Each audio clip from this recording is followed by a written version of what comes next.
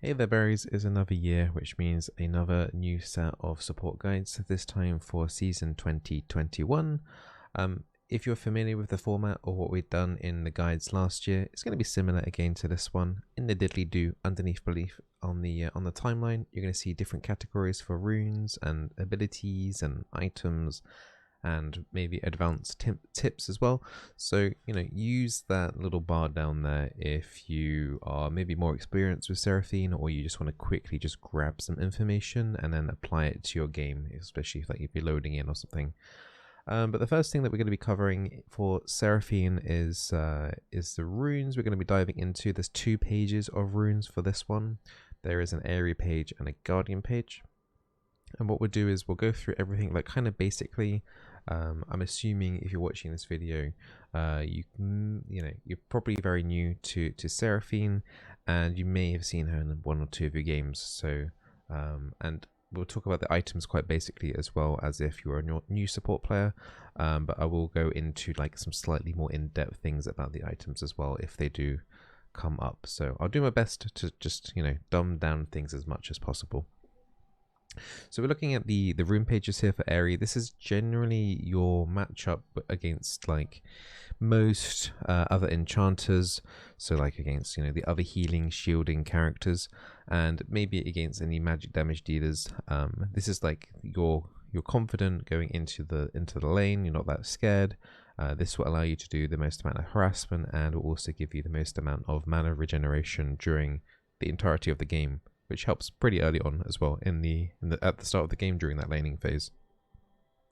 So Summon Aerie is a nice little poke there.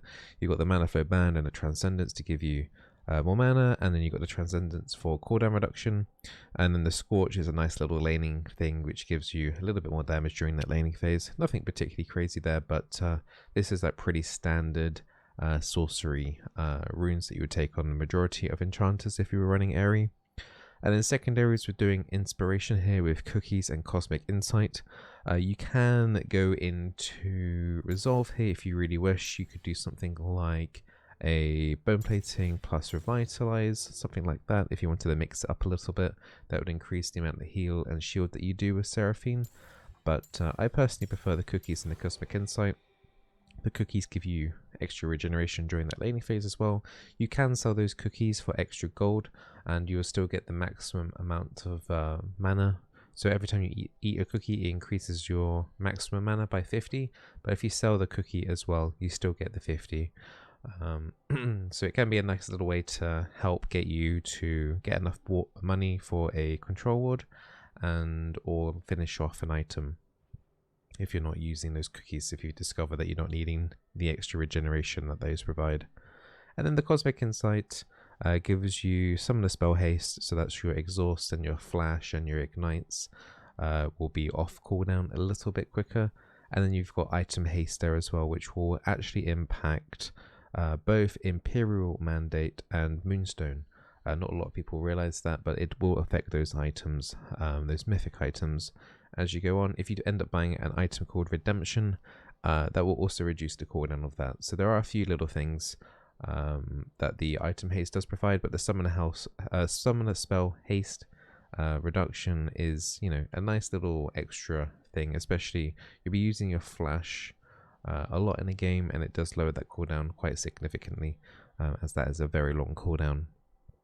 Into the runes here, we're running the ability haste just to get those cooldowns off more often, and then you've got some adaptive force, which is going to give you a little bit of ability power, so it increases your damage and your shields by a tiny bit, and the armor, which is pretty nice. So armor, if you're not sure, this rune always is like mixed up depending on what you're up against. If you're up against like 2 magic damage dealers, you would want to opt into the magic resistance.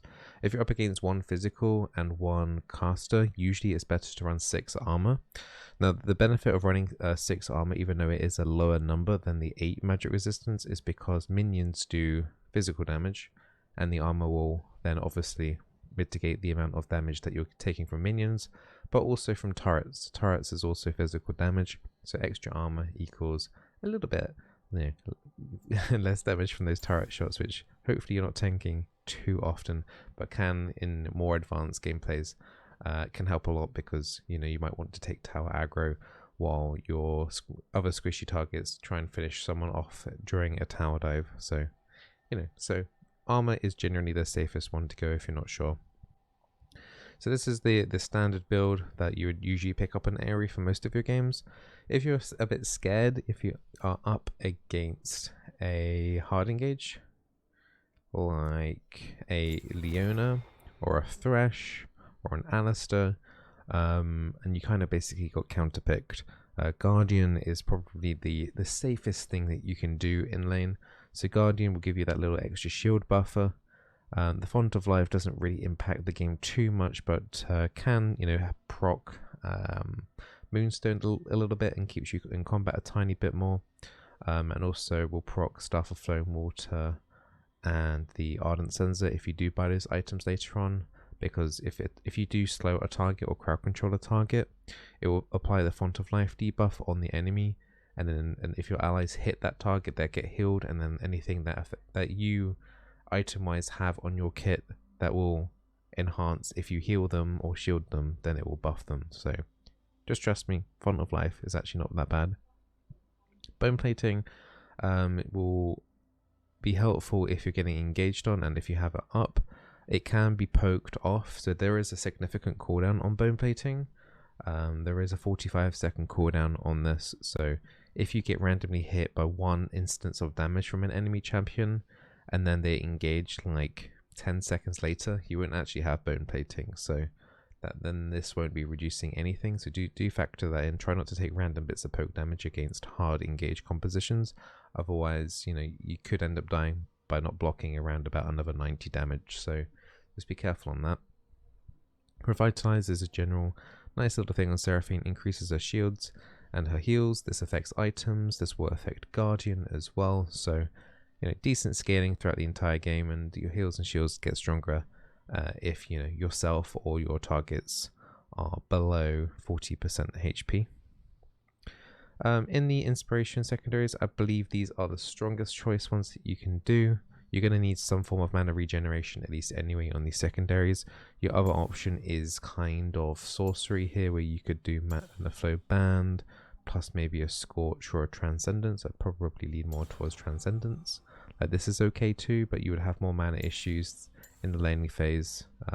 Cookies is generally better in the laning phase, and also gives you health, and you can also sell the cookies. But Mana Flow Band scales throughout the entirety of the game. So that's the trade-off, but I think laning phase is the first 10 minutes of the game is like the most important generally, sets up the whole game, so make sure you probably pick up the cookies early. An ability haste again. Now, because you're going up against a hard engage, I'd highly advise you actually get magic resistance here in the second on the second rune here. You could do this on the airy one if you wanted to, if you don't care that much about the extra ability power. You could always run magic resistant armor, that's totally fine as well, but then you also want to have that armor as well. So it's a nice little balance of stats there for that laning phase for you to be a little bit more tankier. Now what we do now is what we've done with the guides before. If you are familiar with those, we'll jump into a practice tool now, and I'll be going through all the items and abilities and any little advanced tips or tricks that you may or may not be aware of. So let's load into a Seraphine game. Let's use an airy build, and we'll run with the exhaust. Exhaust is generally what I would run on Seraphine, unless you had a really strong kill combination with a really aggressive AD carry. You could then potentially run ignite, or if your AD carry is running exhaust, you could always run heal as well if you wanted to, just for lane protection, or you could go ignite and go for a kill. So do think a little bit about the exhaust or the ignite or the heal. Never run double heal, because if you use heal, it has a debuff where you only get half the amount of the effect on any heals past that with the summoner heal. So you should make sure generally usually someone in the bot lane has a heal, usually it's the AD carry, and then you run either the exhaust or the ignite depending on the situation. Like if you're running the Guardian build, then you probably would be running exhaust all the time. You could also do barrier as well, but generally making sure there's at least one exhaust in the bot lane is pretty important against those assassins later on into the game. So what we'll do here is we'll go through, I think the best thing to do would be to go through her abilities first. And then we can talk about the items and how they interact with her abilities. If you're already familiar with the Seraphine abilities, if you're if you know about her a lot already, you may want to go onto the items section already. But I'll do a brief overview of some of these abilities and maybe, mention one or two things that you may not be aware of. Let's get rid of these minions, and then let's get some target dummies down as well. Alright, so we've got 2 allied dummies and we've got 2 enemy dummies. So with the Seraphine, the more allies she's got around, whenever you do an ability, you get this stage presence buff. So each ally will give Seraphine notes. So if we do an ability here, it will do double cast here, just because the passive is ready. You get, because that was a double cast, that was 2 spells cast there. There was 2 on the target dummy, 2 on Seraphine, and then 2 on the other target dummy. So the more allied champions you have around, the more of those little diamond things that you may have saw will appear. So if we do an ability here that's not a double cast, so that's one single ability, there's just one of these diamonds. These diamonds are called notes, and on your next auto attack, your auto attack range will be increased, and also those notes will just fly out and be sent over towards any enemy unit, and basically extends your auto attack range and also increases the damage of your auto attack. So generally you want to do the spells, and then you want to do that last, unleash all of those notes out, just to do some extra damage and poke damage in the lane. Now, as you may have noticed on Seraphine's bar, there are these little things here. Once that last rectangle is filled with purple, it means that Seraphine can do something called a double cast. Now this only affects on her QWE, it will not affect her ultimate. So it's always a double cast, and there's always double cast interactions with stuff apart from the Q. So the W and E interact with this passive a lot more, but the Q is just extra poke. And the double cast counts as an extra cast towards your passive as well with those extra notes. So the Q is just quite a generous circle there. Poke, it slowly expands out from the center, and it does damage. And it does more damage as well depending on how much health the enemy is. So it does more damage if they're below 25% health. That's it. So it's like a nice little execution tool. If you do put points in this early, and you can potentially finish someone off quite easily once they're below 25%. Now we have the W now. The W is a really, really, really long cooldown. This isn't something that you're going to always want to continuously, look for using in the lane, just because it's a really, really long cooldown. This is one of the abilities that also is greatly affected by the passive of the double cast. So the W affects allies and yourself. It gives you and your allies movement speed. It gives you and your allies a shield. Now if your allies are already shielded, then they also get healed based on their missing health. Now if you just do the shield once here, it will just do the shield, and it will give everyone movement speed, generate the notes, but it won't heal. Now the interaction with the double cast, if we can refresh cooldowns here, it will do the double cast, which will also then generate the heal because these allies are already shielded.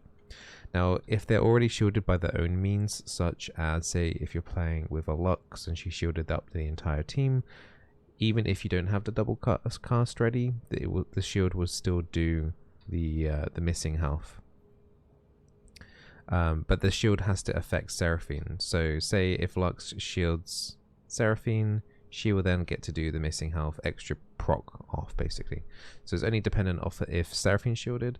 This is kind of why I briefly mentioned barrier earlier on. You could run like if your AD carry is running heal, you could run barrier in order to like proc this double cast as well as a bit of a bait for the enemy.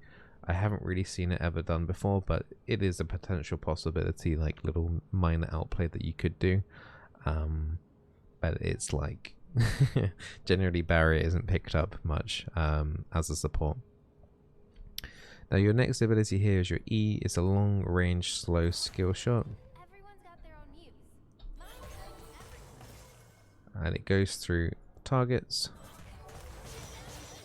So it goes through all the targets. Now the first hit that it does slow them for a considerable amount.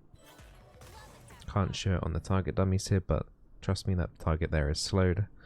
On the double cast, if a target is already slowed, then they are rooted. If they are already rooted, they are stunned. So this can affect, like, so say if an ally stuns this target dummy and you do another overlap, it means that they will get stunned again because of that E that you just did.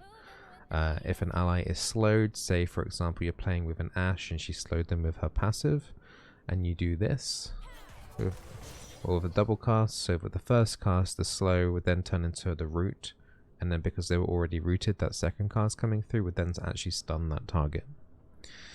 So you can see it can get potentially a little bit complicated with the crowd control, but generally there's a tier of crowd control on the enemy, and eventually it will go up to fully stunned depending on where they are on that. So if they're rooted, they'll get stunned.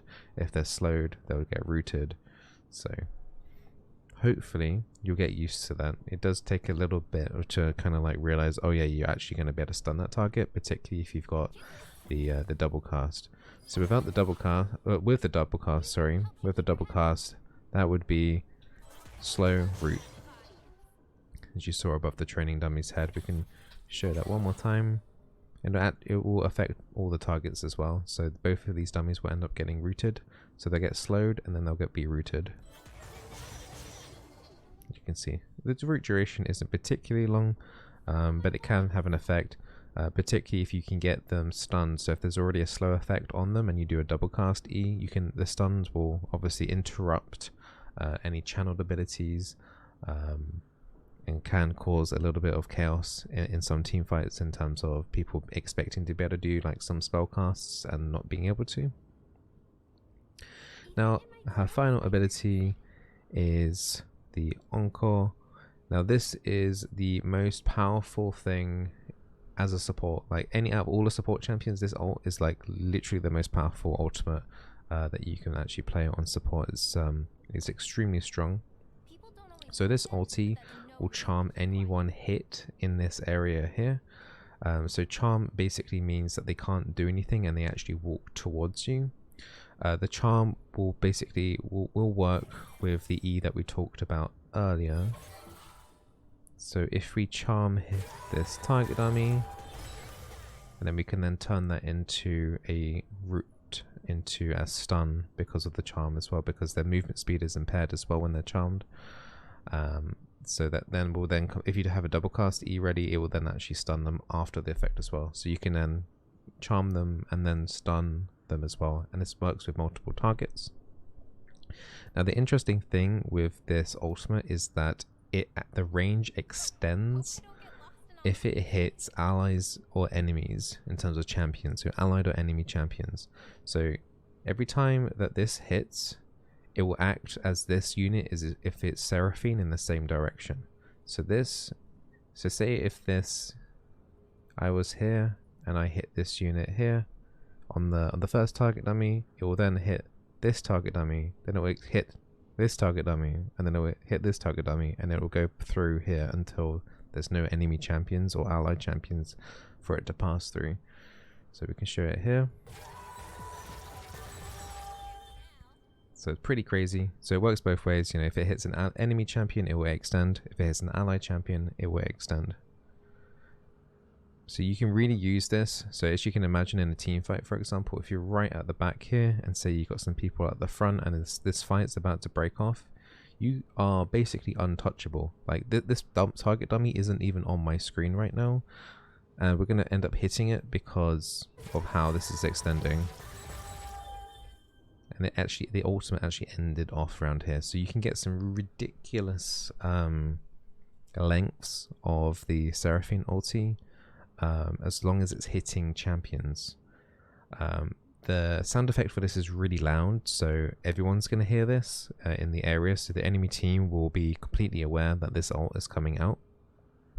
But say, you know, if like this unit here had done an AoE crowd control effect on these targets, you just pop your ulti, it's going to overlap, and then you're coming in with your double cast E, and then those units are stunned on top of the charm as well. So this is why this ultimate is incredibly powerful, just because it's so safe. The damage on it is reasonable as well, around about 200 on the base.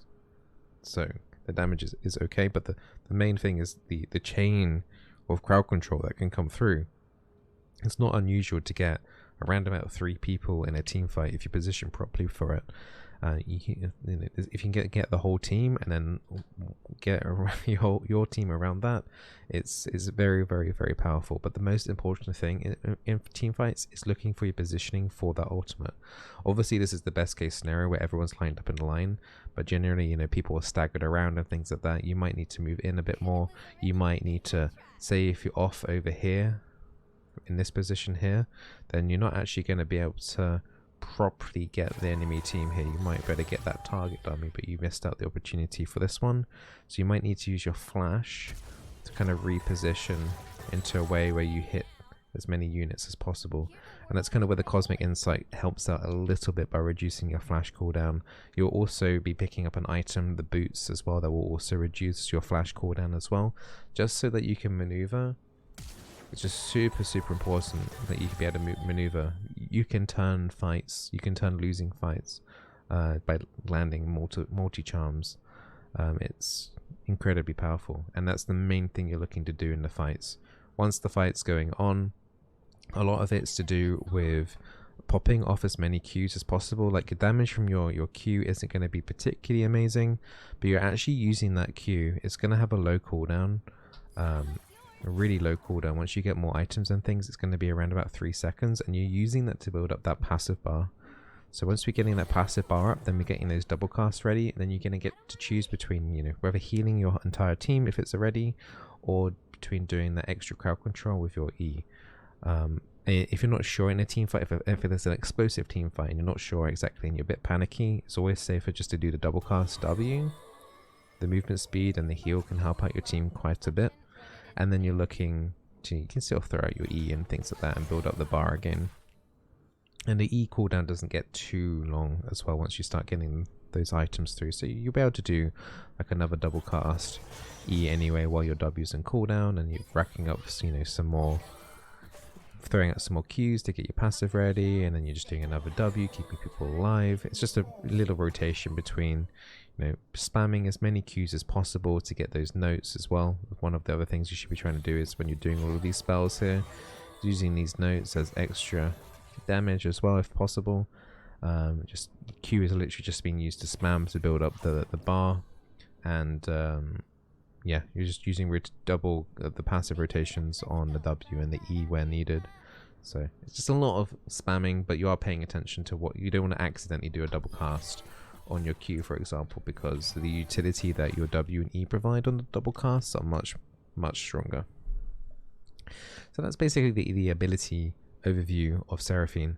There is an item called Rylai's Crystal Scepter, which does slow on your abilities. So I know it's probably going to get mentioned in the comments if I don't bring it up, but if you have the Rylai's Crystal Scepter, which is an item which adds a slow effect to all of your damaging abilities, it will then make this root and then stun straight away. So because your spell will do the slow first, then apply the damage, it will then be like slow from the Rylai's, but then automatically convert into a root and then a stun. The problem with that item at the moment, it's at 3,000 gold and it's very expensive. If that item gets reduced in gold cost, like later on down the line, potentially this season it could happen, or in future seasons, depending on when you're watching this video, it could become a viable purchase for Seraphine. But at the current state, as of February 2021, I would not recommend buying a Rylai's on support Seraphine, as you would need those enchanter items as quickly as possible. And talking about those enchanter items, let me just give myself a lot of money here so we can buy some items and talk about them. So in season 2021, Riot introduced the mythic items,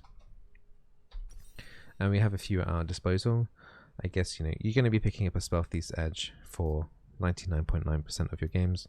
This will generate you gold whenever you hit enemy champions. It can be with an auto attack, it can be with a spell. there'll be this buff down at the bottom here. You can see it's got 3 charges. If we go and hit a dummy, okay, we missed. Let's hit another dummy. You can see it said plus 20 there. And the double cast also counts as 2 separate spells, so you can actually proc it twice from the double cast there. So you get 20 gold for every time you hit an enemy champion, depending if you have spell thieves charges. Also, auto hitting turrets as well will also generate that plus 20 gold. Now at 500 gold collected, so you can see in this gold quest here, it's on 88 at the moment. At 500, if you were to keep going with this, you would then get ward charges attached to this item, and also the spell thief stats will also improve, and then it will do it again at 1000. You'll get 3 ward charges at 500, you get 4 ward charges at 1000, and the stats will get better basically. You won't be able to generate gold like this though on the item once you do reach that 1000 mark. So every support will be picking up a support item like this. In this case, Seraphine's picking up the Spell Thief's Edge, and that's how you're going to be generating gold in the laning phase. You won't be last hitting minions, you'll just be looking to hit enemy champions to generate gold. Now once you've accumulated all that pocket money, currently as of February, Moonstone build is extremely strong. But if you ever feel that Moonstone isn't healing enough for you, then the second best option currently is the Imperial Mandate. So let's talk about the Moonstone.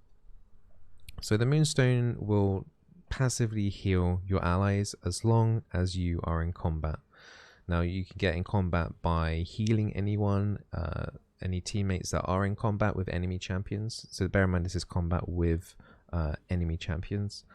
Moonstone heals are affected by other items as well, so say if you've got Forbidden Idols, which is a healing increase item, or if you've got Revitalize in the runes, which increases your healing, that all gets affected onto the Moonstone Renewer.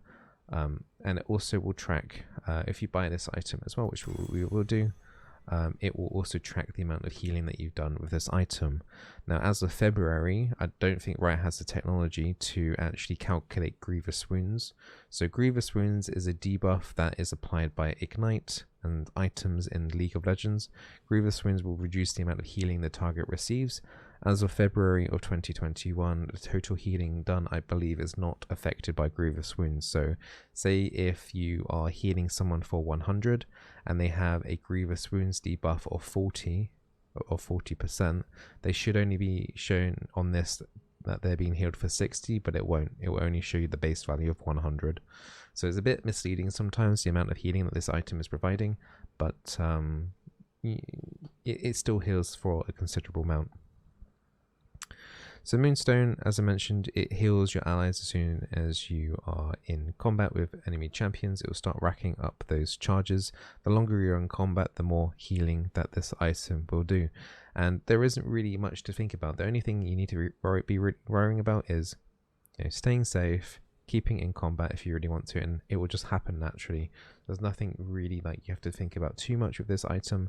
There are a couple of things like Font of Life that can keep you in combat a little bit more, but generally the theme is if there's a team fight, make sure you are interacting with champions that are in combat, like healing them with the W, or just activating, giving people your notes, for example, as well, also counts towards the Moonstone Renewer and puts you in combat as well. So just basically generally casting spells in the area is going to be activating Moonstone anyway, so it's just going to be healing your teammates naturally that need it.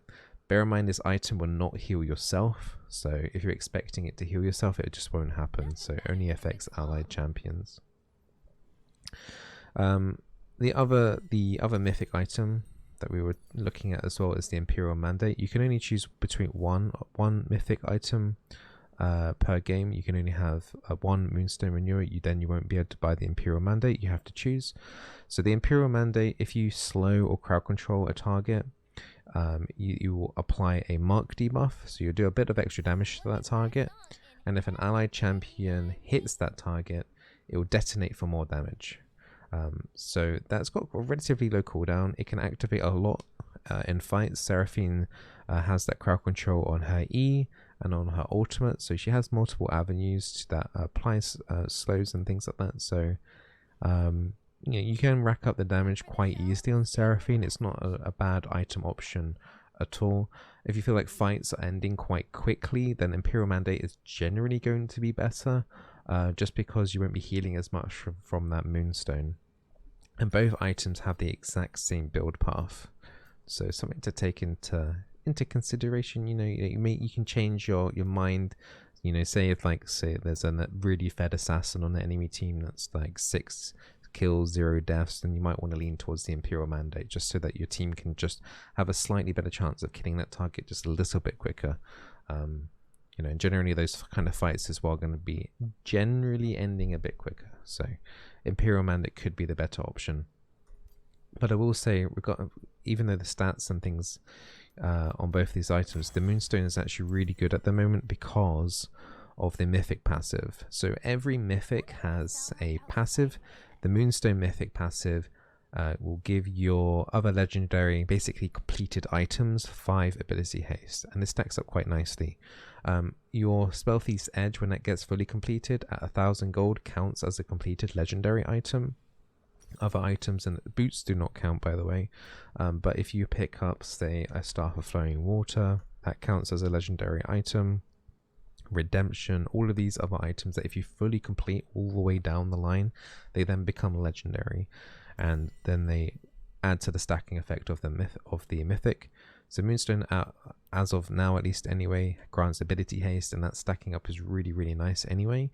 The Imperial Mandate gives ability power, 15 ability power as of current, and that isn't as worth it as the main thing of Seraphine. As if you were watching the rune section, the main thing is about just spamming those Qs, getting those stacks up as much as possible for your passive, so you can do double cast E and double cast W. So cooldown reduction on Seraphine is generally pretty important, and you know, bringing down the ult cooldown is super nice too.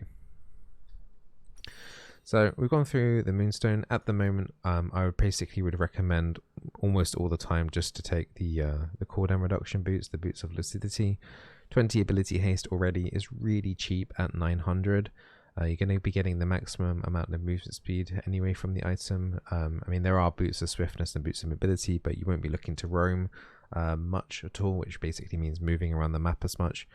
So the cooldown reduction boots are a very, very good cheap cost as well. And then you get that 12 extra summon haste, which, you know, decreases your exhaust, your ignites, and your flash. The flash, which we were talking about earlier, able to reposition for your ulti, can be pretty important, and bring that cooldown quite nicely when paired up with that Cosmic Insight. So cooldown reduction boots is pretty much standard. So this is like already a pretty standard build already. So you've got your Spell Thieves are stacking up, and then you've got you know, your cookies are coming through. You might be selling them, you might be eating them in the laning phase. It's just in this case we've had a really good laning phase, and we just sold those cookies for some extra income. This is like what your build will generally look like coming out of the laning phase. Just make sure you pick up control wards so that you can keep areas, pockets of vision under control. So say if you're playing on blue side, which we're on right now, having like a control ward in the tri-brush or in the middle of the lane to help get your jungler coming down, and you know, coming down safely to make sure, you know, the enemy can't see that they're coming through. Making sure you pick up a few control wards around the objectives, around the dragons and things like that, if you're going to be doing that quite early, can be pretty important on locking down those key locations. So, you know, you're still making sure you're picking up those control wards. Once you have this stacked at 500, I'd advise you to build an oracles. You can only have 3 wards on the map before you buy a ward stone, which we'll talk about way later. But for the time being, oracles, you can only have 3 normal wards on the map and 1 control ward. So having a ward trinket generally isn't worth it. So having an oracles to clean out the enemy support's wards becomes a little bit more important. So this is like your normal build. This is around about 10 to 12, 13 minutes into the game. Moonstone and cooldown reduction boots, and with an oracles with around about 500 gold on your Spell Thieves is a standard-ish game. Then you're looking to buy more legendary items to facilitate the mythic. So we're looking into Staff of Flowing Water. That interacts well with the Moonstone. Whenever you heal or shield an ally, you grant yourself and your ally movement speed and ability power. The Ardent Censer is a good option too to work and synergize as well with the Moonstone. If you heal an ally or shield an ally, you give them attack speed, and those attacks give them on hit. Now, generally, I would, like 99% of the time at the moment, would recommend Staff of Flowing Water, purely because this item gives movement speed. Movement speed is really rare on items anyway. For a support, it's really rare. They're basically, if you're coming from Season 10, they got rid of a lot of movement speed on items, apart from the Zeal AD carry items. So movement speed for champions is much needed, and 15% is a huge amount, which can save you and help you reposition, as we were talking about earlier, and also help your allies reposition as well, because 15% movement speed is very hard to translate into how much damage or how much healing you're doing, but it's actually you're helping to chase, you're helping to reposition. Movement speed is undervalued in a lot of cases, in my opinion, and movement speed will win fights more often than people realize. So being able to dodge those skill shots, being able to initiate for your own skill shots, movement speed is a very, very important factor in League of Legends. So I'll rate the movement speed more than the attack speed. Also, movement speed affects everyone. Attack speed only really affects those champions that scale off attack speed. So you might not even have an AD carry that scales well with attack speed, like a Jhin, and even if you do have a hyper carry like a Twitch or a Vayne that does scale well with attack speed, they're generally, if they don't do well in the laning phase, then that Ardent Censer's not doing anything for everyone, whereas Staff of Flowing Water, everyone's going to benefit from movement speed, and a lot of champions still will benefit from the extra ability power. That's my view on it, and I hope you can kind of understand where I'm coming through on that. But I would still recommend any of these like suggested items are generally pretty decent. Like the Ardent Censer, if you were to go down that line because you had a really strong AD carry, I wouldn't judge you too much. Maybe just a little bit, but I wouldn't judge you too much. I would understand why you would be picking it up. So generally from this is quite, for gold wise, supports generally have the least amount of gold in the game. So having the Moonstone paired up with the Staff of Flowing Water, that's already a good chunk of your gold, and you're still buying the control wards in, and that will be like your absolute like kind of core. You'll probably end games with just these amount of items.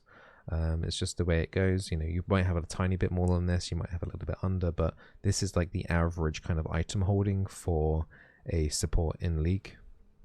If games are ending up like a little bit longer, or if it's been like a really high kill game, if you're entering into like the 25-minute plus, then we're looking into items that are kind of situational and dependent. So say if the enemy team has a lot of assassins, you might be looking towards the Zhonya's. Zhonya's gives you a stasis effect where you become immune to all crowd control and damage, like that. Now, the good thing about that is it can delay you dying and give your team, you might still die after that effect, but it delays it enough so that the people caught out trying to kill you gives your team a chance to then react and kill them. And sometimes trading, if you've already unleashed, say for example, your ultimate, then it can be really nice trade for yourself or an assassin so that your team then can finish off the rest of the fight without having to worry about that fed assassin. So going into the Zhonya's line is perfectly fine. Redemption as well is quite a nice item, gives you more healing as well. After a short amount of time, the item channels down and heals anyone inside. Allied wise, I should add, it does 10% true damage to any enemy champions inside that. You can use this while dead, so say if you did get hit one shot by an assassin or something, or you forgot to use it, you can always use this while dead. There is a cast range on this though, as you can see on the minimap. It does have a set distance that it can go, so the furthest we can go to is around about here. And that would be the same for you. If you died like here in the middle of the map, you could probably just about reach Baron, for example, or to Drake, but you wouldn't be able to start using Redemption on the enemy Nexus, for example. Once you start hitting level 13, well, this is now going to be talking about extra ultra late game, so We've talked about like the situational kind of third item. You're picking up, you know, extra mythic passives as well. Your cooldown reduction is getting to pretty insane numbers now. We're entering around about the 45% plus.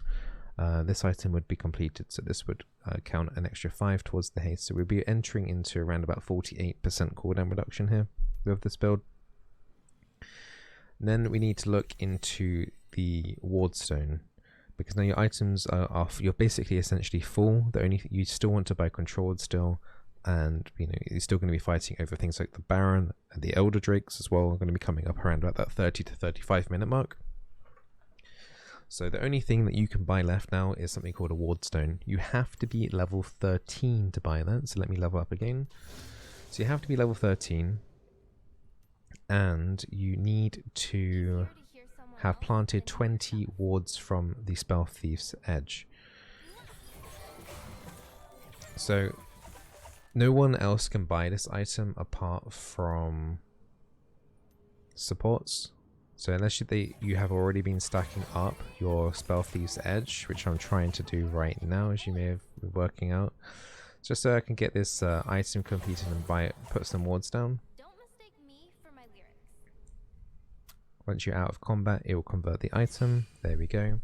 And now we have those wards. Now what you need is you hit level 13, and then you pick up this thing called a Stirring Wardstone.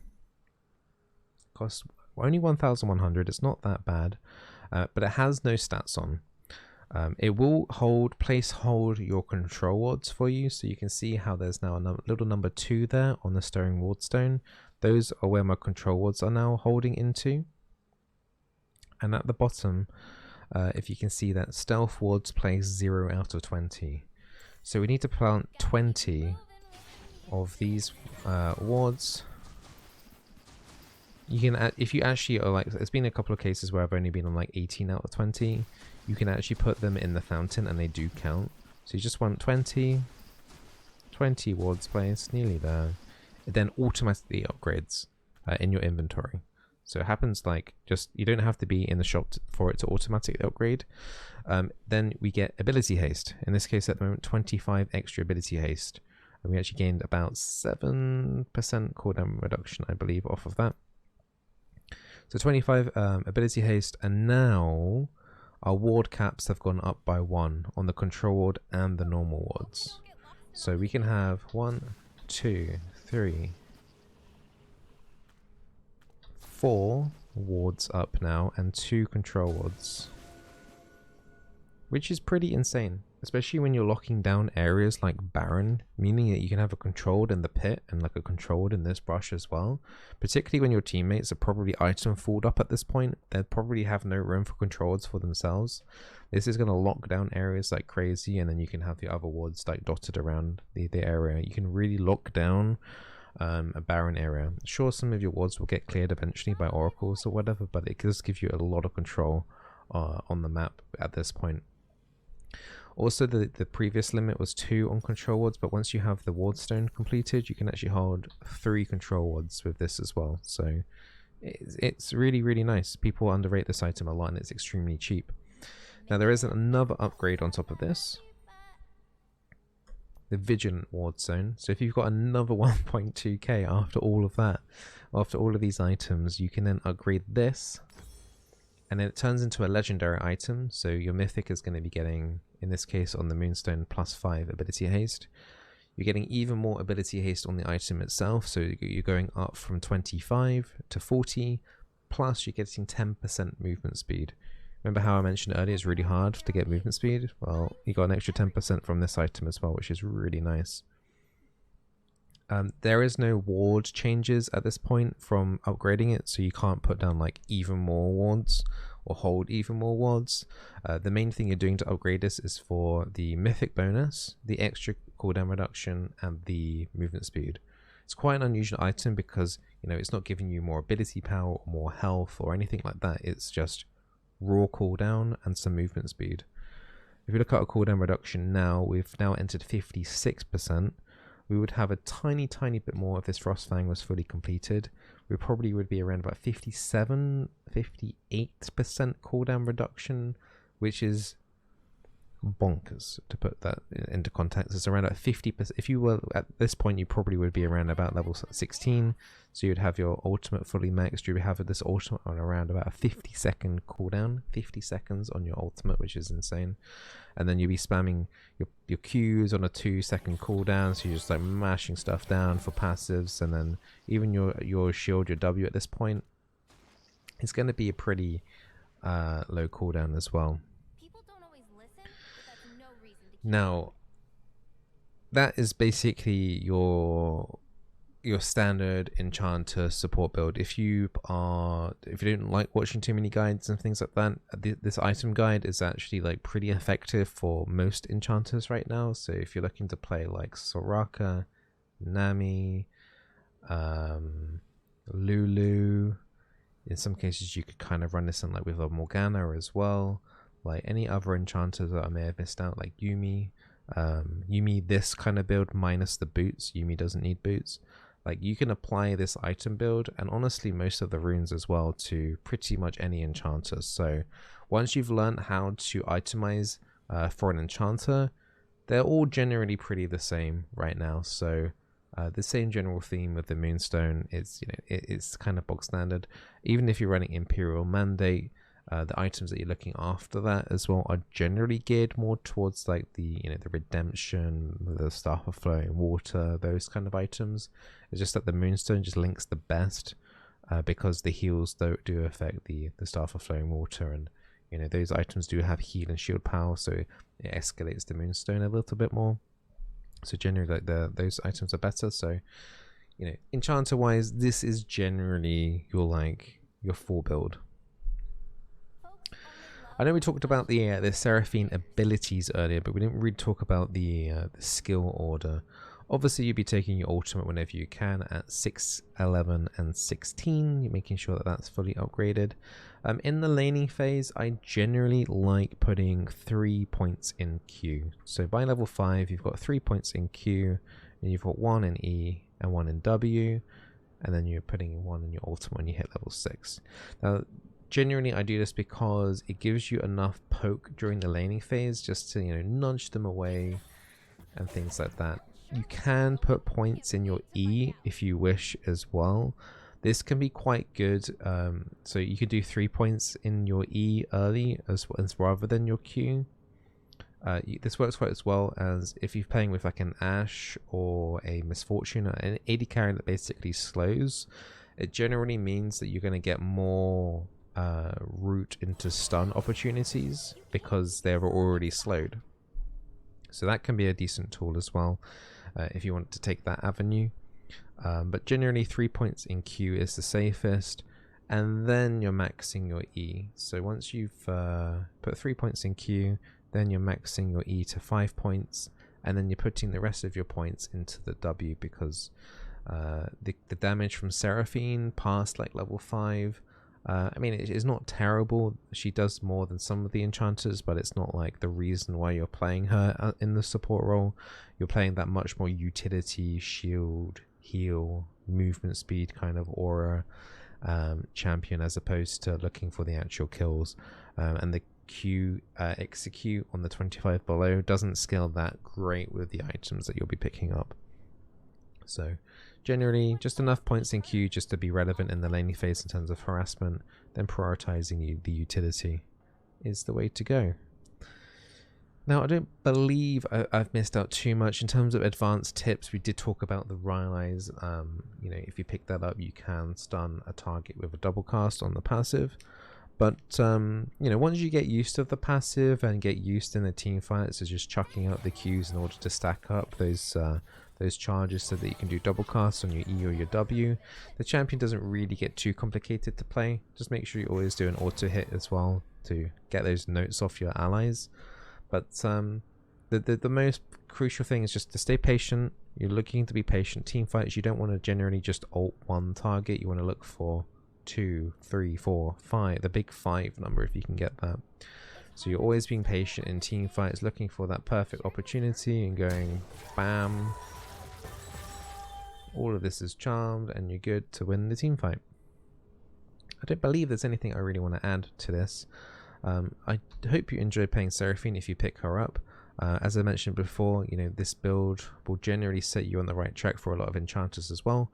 I will be doing more guides like this year in 2021, including revisiting ones that I did last year, just to make sure everything is up to date, especially with the new mythic items. So even if you are playing and looking to play something like a Soraka or a Nami, there will be a guide on her soon, so make sure you subscribe to the YouTube channel to be updated on that. I will be going through the abilities and things that might still interest you, and there might be a slight recap at that point as well regarding the items, but generally it should be pretty stable for the entirety of 2021. I also stream on twitch.tv/Bizzleberry, where you can ask me as many questions as you like in regarding to League or anything else really, gaming related at least anyway, hopefully not too personal. But I'm genuinely happy to help as many people as possible. So join that as well. There's also a Discord as well. If I'm not streaming, there's like 3,000 berries in the Discord at the moment at discord.gg/Bizzleberry. Just make sure you verify in that verified channel, and you'll be able to ask as many questions as you like in the relevant channels. So yeah, so I hope I hope this helps you out. I'll be doing more guides for more champions, including the tanks as well. If you're looking into playing Thresh or Leona or anyone like that, or if the mage ones as well, like Zyra or Brand, those champions have very different builds than enchanters. So if you're looking to learn something new, then keep your eyes on the channel and make sure you're subscribed. Other than that, have an awesome day, and I'll see you soon again for another guide. Take care. Bye.